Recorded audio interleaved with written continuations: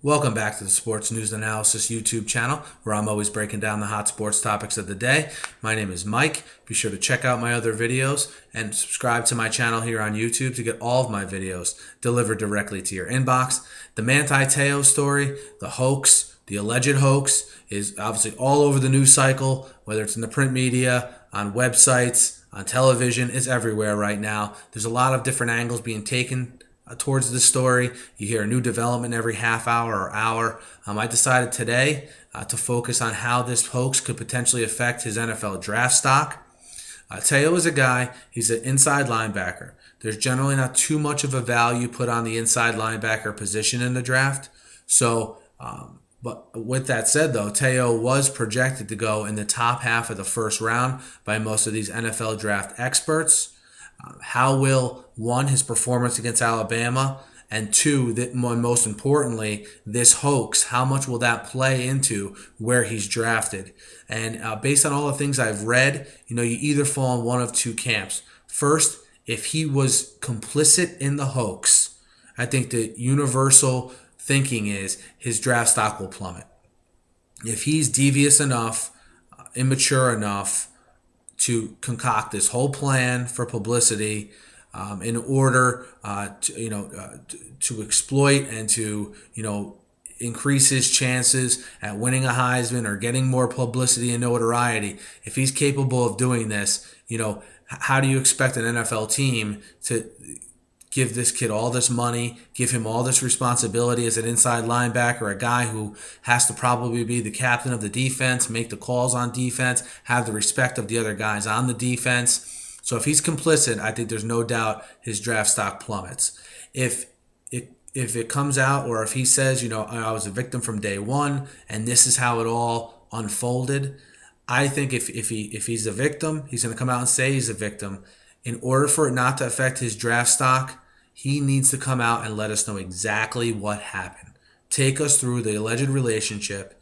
Did you ever meet her? If you sent flowers to her funeral, where'd you send them?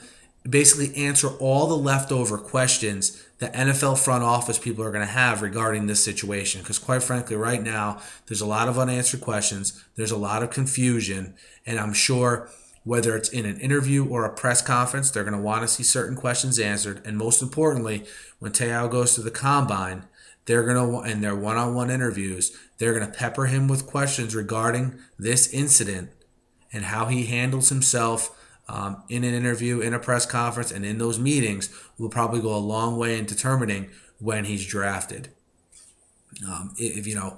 I think people either fall in one of those two camps. And, I doubt now that even if he is not complicit and he is a victim, I doubt very highly that he goes in the top half of the first round anymore. Again, this is just too bizarre of a situation and too tough for people to wrap their heads around. And you got to think now with how big of a life this story is taking on.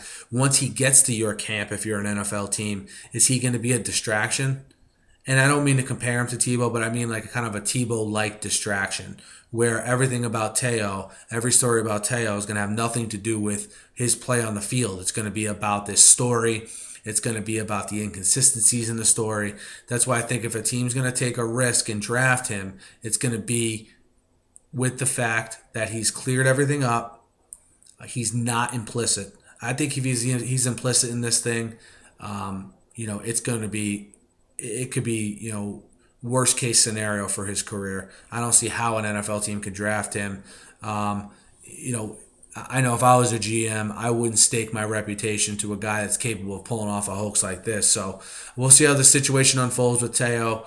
We'll see how it affects his NFL draft stock. What do you guys think of how this could affect his NFL draft stock? I know some thinking is, there's a lot of guys who are in the NFL draft who have done a lot worse than, manipulate an online hoax to fake a dead girlfriend. And my answer to that is really?